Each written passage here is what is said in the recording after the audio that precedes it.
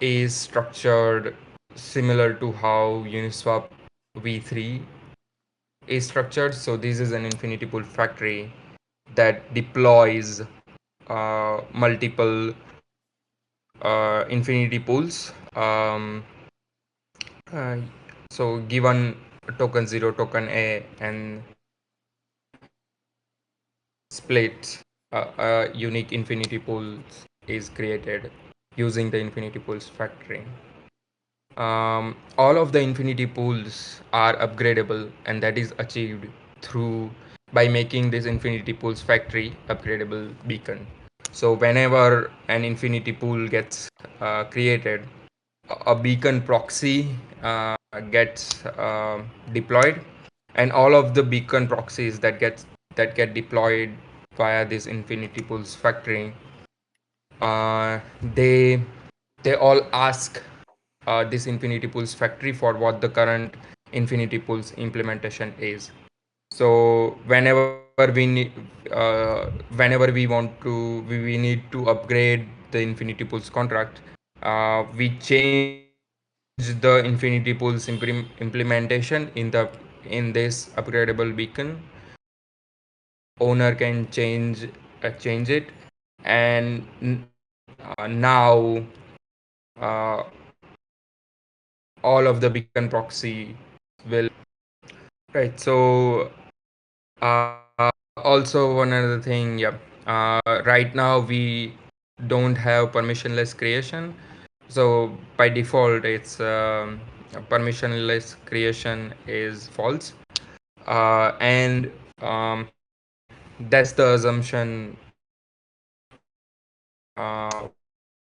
for the scope of the audit, that only the owner can deploy new pools, and whenever owner wants to give up control, they will, and that's when the permission anyone can create pools. But that's there are some changes in the code required before an owner can do that, so that's not part of the scope for the audit. So right now the assumption is that only owner will be able to create new pools, and yeah, that's the assumption.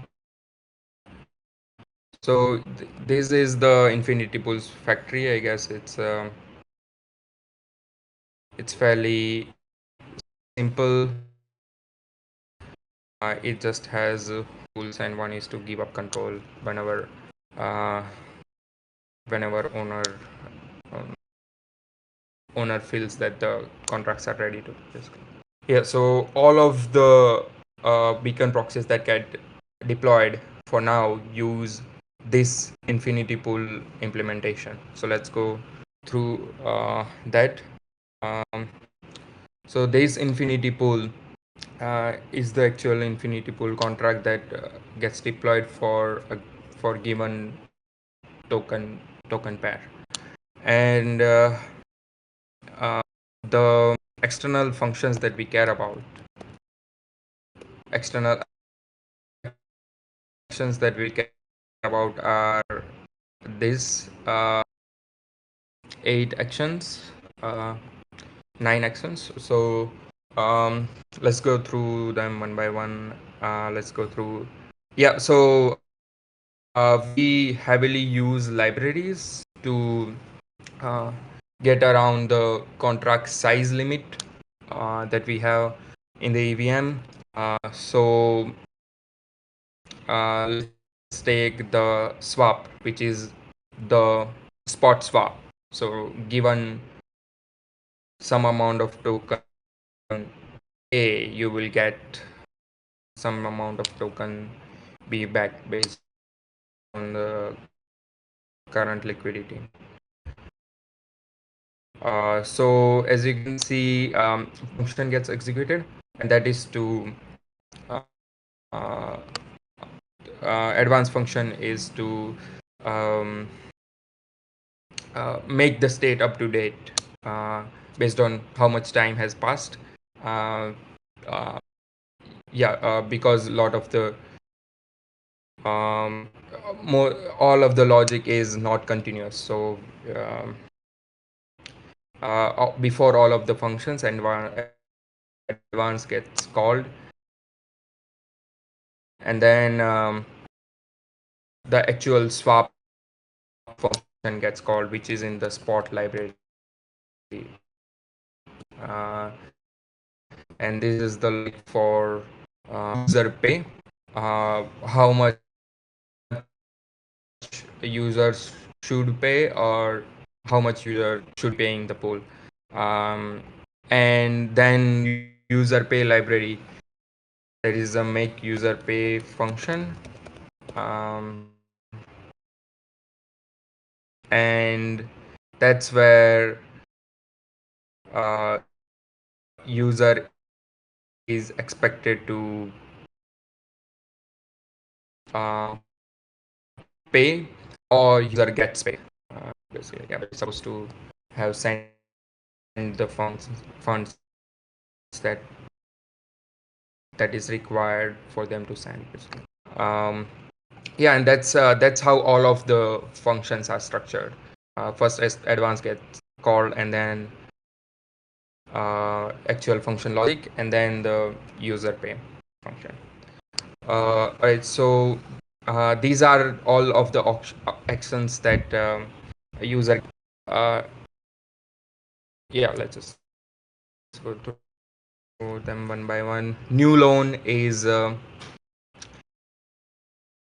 where, so there are two two type of so these are divided into two parts, which first one is liquidity borrowing, and yeah, another one is the liquidity providing part. So new loan is where user uh, borrows the liquidity from the pool, and when user borrows liquidity, a new swapper gets created, uh, and that swapper is assigned to the user, and after that user can call unwind, reflow, reset on that swapper. So and whenever they want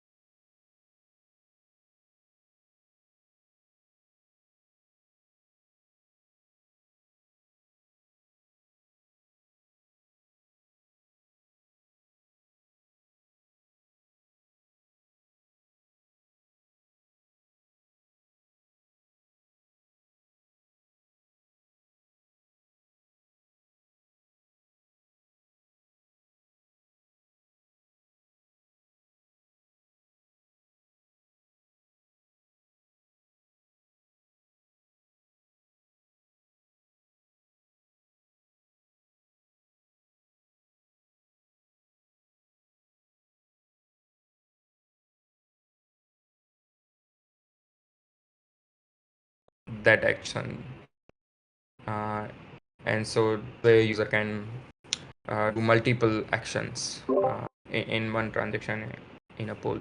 So you'll see do actions, and all of these other functions being called from the periphery contracts. Yeah. Uh,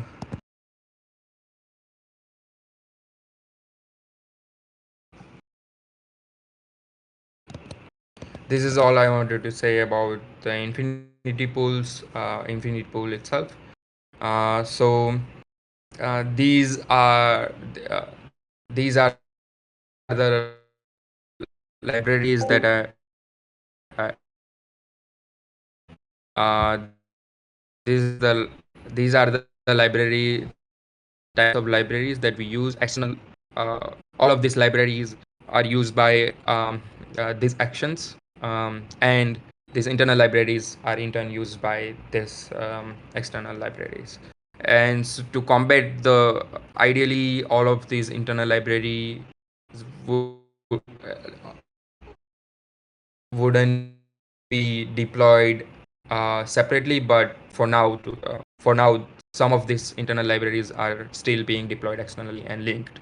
um, Also there are some helper libraries as well that have this kind of hanging functions in them. um, yeah, constant.sol has all of the constants. And there are two custom data types that we use. One is abdk math quad, quad.sol. So it uses library, and all of the mathematics is done using this uh, floating number representation. And also there is optional integer 256, which is also like it only adds like trivial functions on top of an simple integer 256. Yeah, so this is how the uh, core contracts are structured. Arb is not in scope, mock is also not in scope, and now let's focus on the periphery contracts. So okay, InfinityPools periphery is user interact with InfinityPools factory. uh, User interact with InfinityPools through InfinityPools periphery for both liquidity management and swapper creation. InfinityPools periphery means all right. So InfinityPools periphery is itself is an NF. It inherits the ERC721 contract. Um, it is also upgradable. InfinityPools factory is upgradable as well.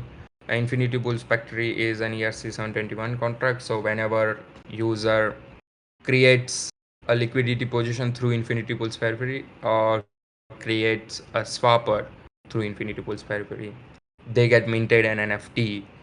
And whenever they want to manipulate this liquidity position or swapper, ownership, as long as they have the ownership of this NFT, they can manipulate it.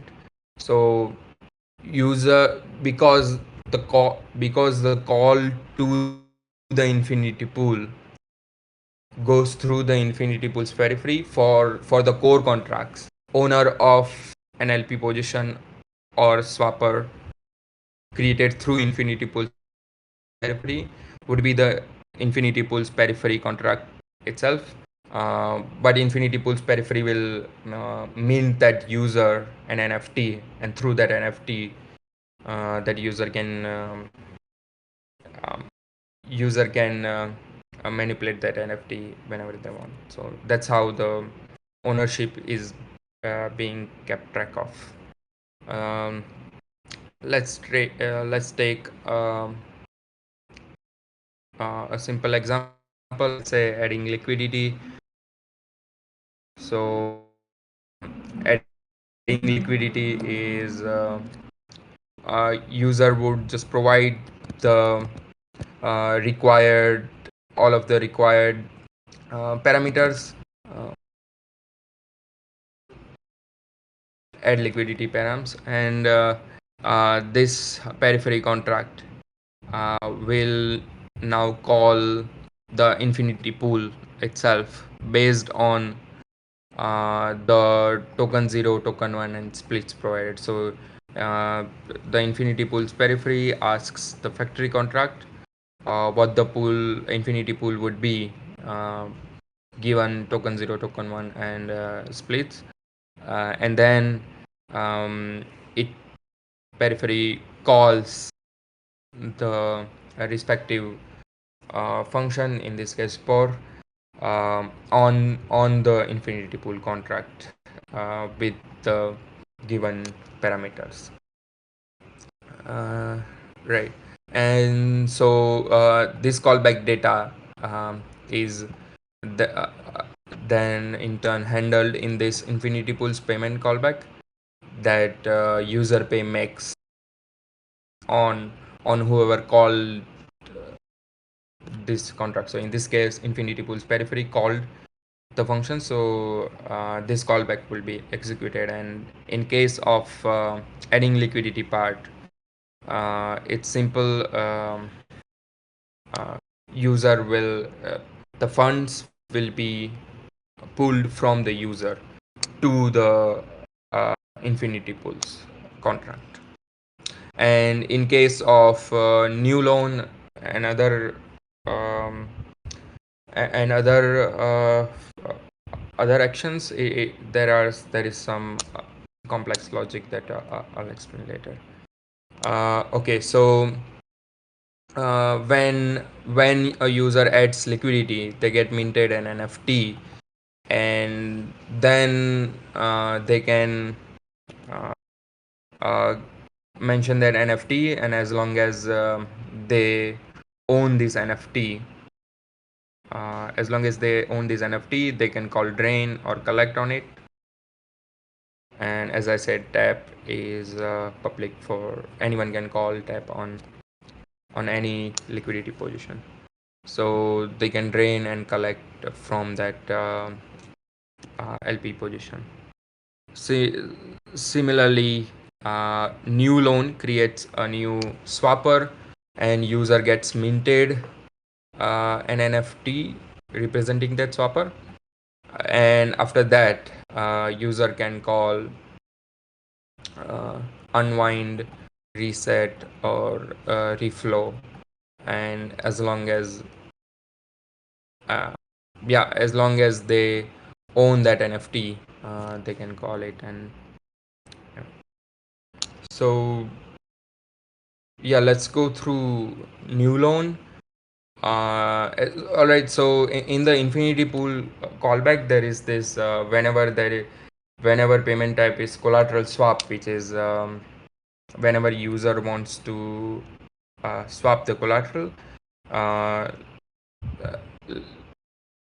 to maintain exposure in certain token, that's when this logic gets executed. And basically what happens is user mentions how much tokens that they want to swap, and using the swap forwarder that user mentioned, that swap gets taken place before user have to pay anything, and after that swap happens, now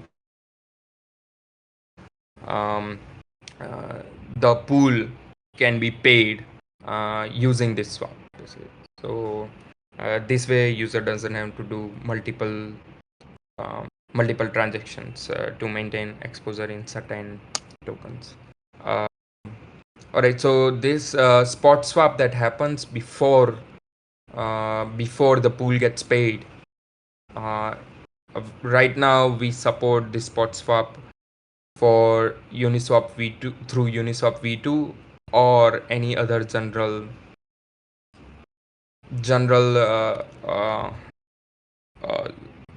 DEX like 1inch or 0x, any other DEX aggregator. but the way it is structured is that InfinityPools periphery owner can add or remove a swap forwarder. So whenever we want to support, let's say Uniswap v3, we can support it. Uh, so InfinityPools periphery itself does hold funds through this vault contract. So InfinityPools periphery, um, InfinityPools periphery extend uh, periphery payment, and periphery payment is vault. So through this, InfinityPools periphery will hold funds, and this is um,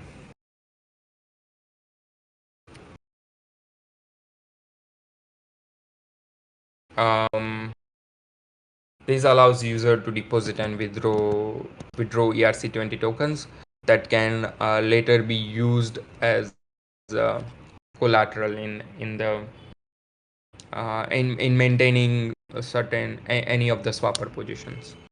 So user can deposit in ERC20, they can withdraw it, and they can also allow someone else to spend this um, ERC20 as well.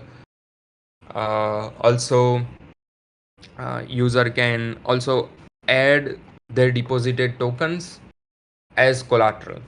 Uh, yeah, but they cannot withdraw it, and that's withdraw it as collateral. So given user can add collateral from their deposited tokens, and allow this periphery contract to decrease collateral for this certain token 0 and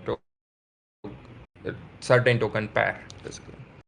And this gets used in the spot swap function.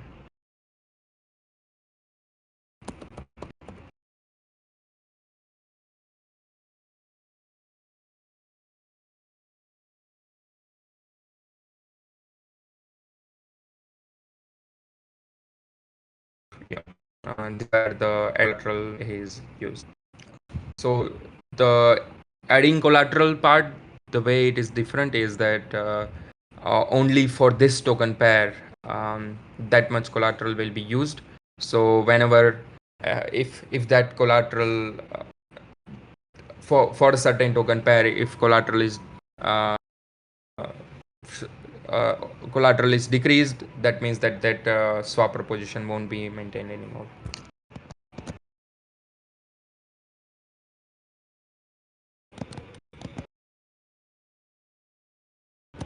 Okay.